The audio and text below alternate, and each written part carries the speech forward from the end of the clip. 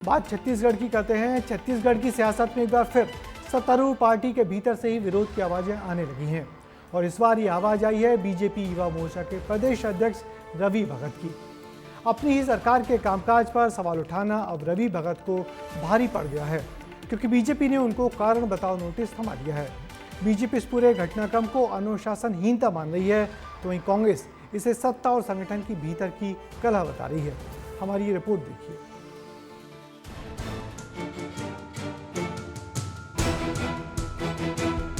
छत्तीसगढ़ में पार्टी के जिम्मेदार पद पर बैठे नेता लगता है अपनी ही सरकार से खफा हैं। ये हैं भारतीय जनता युवा मोर्चा के प्रदेश अध्यक्ष रवि भगत, जिन्हें बीजेपी ने कारण बताओ नोटिस जारी किया है।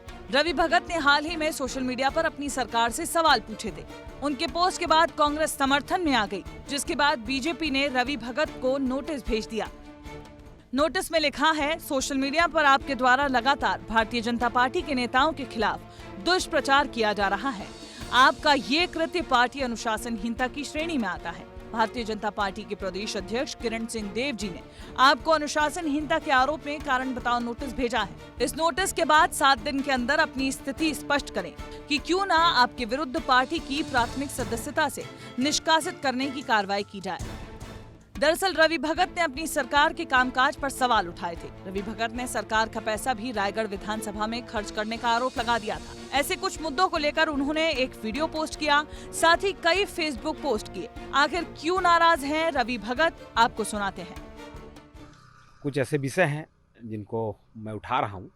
अब उसमें नेताओं का बदनाम होना मुझे नहीं लगता। मैंने किसी विशेष नेता को नहीं कहा है, और जो हमारे क्षेत्र की मांग है, जिस लैलूंगा विधानसभा में मैं आता हूँ, वहाँ के तमनार क्षेत्र में खनन उद्योग लग रहे हैं। वहाँ डीएमएफ का विषय है और डीएमएफ का लाभ केंद्र सरकार की योजना से क्षेत्रवासियों को मिलना चाहिए। बस इतनी मेरी मांग है। इसमें अगर कुछ मेरी तरफ से कोई गलती हो रही हो सकता है, मेरे कहने का तरीका गलत होगा।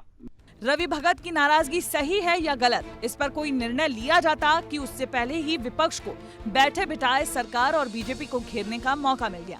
ऐसे में बीजेपी ने इसे अनुशासनहीनता बताया। मैं पूछना चाहता हूँ इस भारतीय जनता पार्टी से और सरकार से, उन्होंने क्या गलत किया?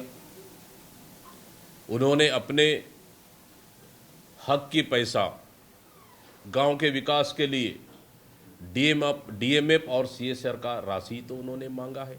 कोई भी हो, पार्टी में अनुशासनहीनता को लेकर कहीं से भी किसी प्रकार की भी बात आती है, हमारा भारतीय जनता पार्टी अपने अनुशासन के, अपने रीति नीति सिद्धांत के और नाम से जाने जाती है, कारण से जाने जाती है। कोई भी किसी भी प्रकार का कहीं से भी अनुशासनहीनता किसी भी प्रकार से बर्दाश्त नहीं।